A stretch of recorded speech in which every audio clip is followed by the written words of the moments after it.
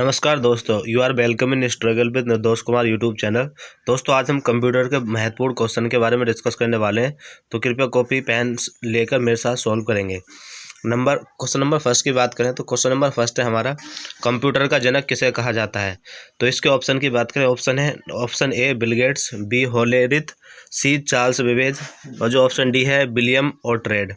तो इसके ऑप्शन की बात करें, जो ऑप्शन जो होगा हमारा आंसर, और इसके आंसर की बात करें, आंसर नंबर क्या होगा हमारा, आंसर ऑप्शन नंबर सी जो होगा हमारा करेक्ट आंसर होगा ऑफ दिस क्वेश्चन। तो चार्ल्स बेबेज जो है, इन्हें फादर ऑफ कंप्यूटर कहा जाता है।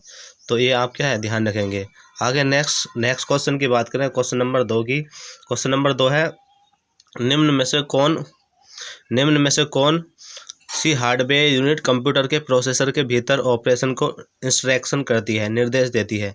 ऑप्शन है इनपुट आउटपुट पोर्ट, ऑप्शन है कंट्रोल यूनिट, ऑप्शन है रैम, ऑप्शन डी है ALU arithmetic and logic unit. तो इसके ऑप्शन की बात करें, जो ऑप्शन नंबर हमारा क्या होगा, ऑप्शन नंबर भी हमारे इस क्वेश्चन का क्या होगा, करेक्ट आंसर होगा कंट्रोल यूनिट। कंट्रोल यूनिट क्या होती है, control unit hardware unit computer के प्रोसेसर के भीतर ऑपरेशन को क्या इंस्ट्रक्शन का काम करती है।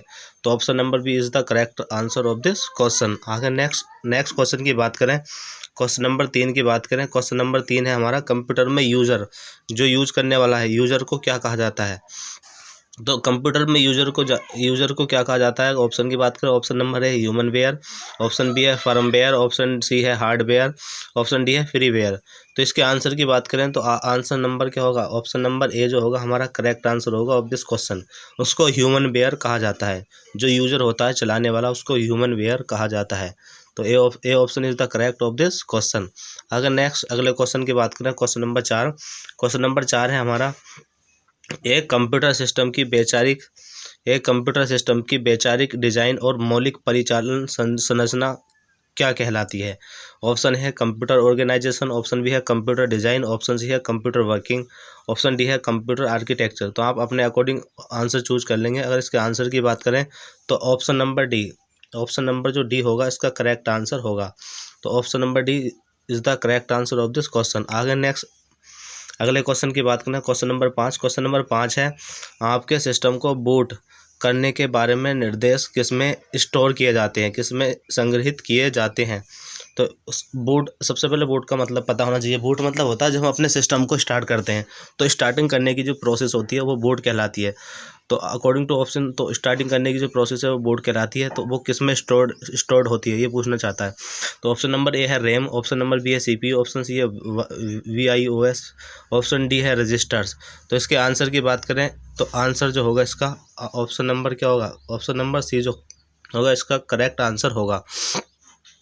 इस क्वेश्चन का आंसर क्या होगा, करेक्ट ऑप्शन नंबर सी जो होगा करेक्ट आंसर होगा। अगर इनके फुल फॉर्म की बात करें, इनके सबकी फुल फॉर्म पता होना चाहिए, कभी कभी इनकी फुल फॉर्म के बारे में पूछ लेता है। तो अगर इसकी बात करें, रैम की जो फुल फॉर्म होती है रैंडम एक्सेस मेमोरी। आगे सीपीयू की फुल फॉर्म की बात करें, सीपीयू की फुल फॉर्म होती है सेंट्रल प्रोसेसिंग यूनिट, इसको कंप्यूटर का हार्ट भी कहा जाता है। और सी ऑप्शन जो हमारा आंसर है, इसकी फुल फॉर्म की बात करें, इसकी जो फुल फॉर्म होती है, इसकी फुल फॉर्म होती है बेसिक इनपुट आउटपुट सिस्टम। तो इसी में क्या है, बूटिंग यानी स्टार्टिंग के समय जो इंस्ट्रक्शन होते हैं स्टोर किए जाते हैं। और रजिस्टर एक तरीके की मेमोरी होती है। तो आई थिंक आपको ये क्लियर हो गया होगा। आगे नेक्स्ट क्वेश्चन नंबर सिक्स की बात करें। क्वेश्चन नंबर सिक्स है, कंप्यूटर चिप्स होती है कंप्यूटर की, उस चिप्स के जो निर्माण होता है उसमें किस सब्सटेंस यानी पदार्थ का यूज़ किया जाता है। तो उस कंप्यूटर चिप्स के निर्माण में किस पदार्थ का यूज़ किया जाता है, आप अपने अकॉर्डिंग आंसर चूज कर लेंगे। तो इसके आंसर की बात करें, और क्वेश्चन नंबर डी जो होगा इसका करेक्ट आंसर होगा सेमीकंडक्टर। ये अर्धचालक, हिंदी में इसको अर्धचालक भी कहा जाता है, जैसे कि सिलिकॉन वगैरह, ये सब सिलिकॉन, जर्मेनियम आदि, ये क्या होते हैं, अर्धचालक के फॉर्म होते हैं। आगे नेक्स्ट अगर अगले क्वेश्चन की बात करें, अगला क्वेश्चन हमारा question number seven. Question number seven है हमारा, निम्नलिखित में से कौन सीपीयू के घटक हैं। The component of CPU are following.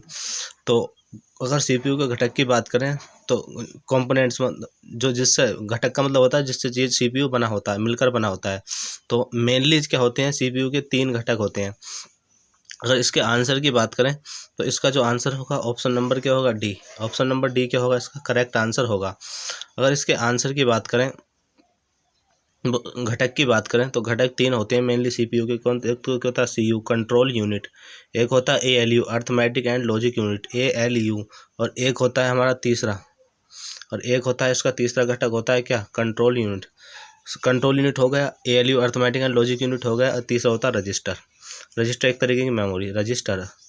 तो ये क्या होते हैं इसके 3 मेनली इसके कंपोनेंट्स होते हैं सीपीयू के। तो कंफर्म ये ध्यान रखना। आगे नेक्स्ट अगले क्वेश्चन की बात करें, क्वेश्चन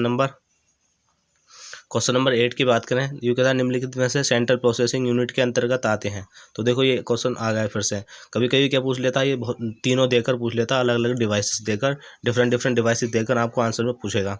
तो सीपीयू सेंट्रल प्रोसेसिंग यूनिट मतलब सीपीयू, ये क्या है सेंट्रल प्रोसेसिंग यूनिट मतलब सीपीयू। सीपीयू के कंपोनेंट के बारे में पूछा है, निम्नलिखित में किस सीपीयू के अंतर्गत क्या क्या आते हैं। तो मैंने आपको जस्ट ऊपर बताया था। तो इसका जो आंसर होगा, correct answer of this question, जो करेक्ट आंसर होगा option number D. Option number D क्या है इसका करेक्ट आंसर होगा। स्टोर मतलब register, arithmetic and logic unit और सीयू कंट्रोल यूनिट। तो 3 मेनली कंपोनेंट्स होते हैं जो रिपीटेडली अगेन बार बार पूछे जाते हैं। आगे नेक्स्ट अगले क्वेश्चन की बात करें, क्वेश्चन नंबर 9 है कंप्यूटर का कौन सा हिस्सा डाटा की प्रोसेसिंग के लिए जिम्मेदार होता है। तो कंप्यूटर का जो मेन हिस्सा होता है जो डाटा को प्रोसेस करने का काम करता है, वो कौन सा हिस्सा होता है। तो इसके आंसर की बात करें, ऑप्शन नंबर ए क्या होगा हमारा करेक्ट आंसर होगा। Option number A correct answer of this question. जो सीपीयू होता है सेंट्रल प्रोसेसिंग यूनिट, डाटा के प्रोसेसिंग के लिए जिम्मेवार होता है। आगे नेक्स्ट अगले क्वेश्चन की बात करें, क्वेश्चन नंबर 10 सीपीयू का पूर्ण रूप क्या होता है। सीपीयू के पूर्ण रूप अच्छा इसकी फुल फॉर्म पूछी है। तो सीपीयू के फुल फॉर्म की बात करें क्या होती है, सीपीयू की फुल फॉर्म होती है सेंट्रल प्रोसेसिंग यूनिट। मैंने आपको कई बार रिपीट कर दिया है, सेंट्रल प्रोसेसिंग यूनिट क्या होती है। तो अकॉर्डिंग टू ऑप्शन चले जाएंगे। ऑप्शन नंबर क्या है, ऑप्शन नंबर ए जो होगा इस क्वेश्चन का करेक्ट आंसर होगा। सेंट्रल प्रोसेसिंग यूनिट क्या है, सीपीयू की फुल फॉर्म कहलाती है। तो ऑप्शन नंबर ए क्या होगा इसका करेक्ट आंसर होगा। Central processing unit, central processing unit क्या होती है इसकी फुल फॉर्म होती है। लिख देते हैं एक बार, central processing unit CENTERL central processing PROCESS processing unit. तो इसकी क्या होगी फुल फॉर्म होगी। तो दोस्तों